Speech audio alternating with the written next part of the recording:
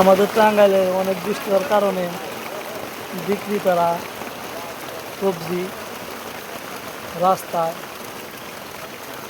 পড়ে আছে, কোনো লোক সংখ্যা নাই। এই পাশে দুজন কেনাকাটা করতেছে।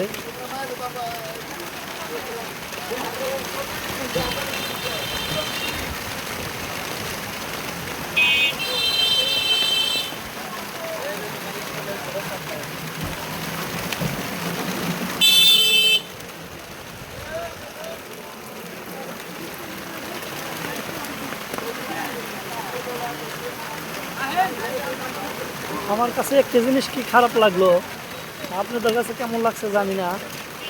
ওই যে ওই পাশে দেখা যাচ্ছে এক কাকাকে, সেই কাকা একলা এক জায়গায় লেবু নিয়ে বসে আছে। আমার কাছে এটাই খুব খারাপ লাগলো।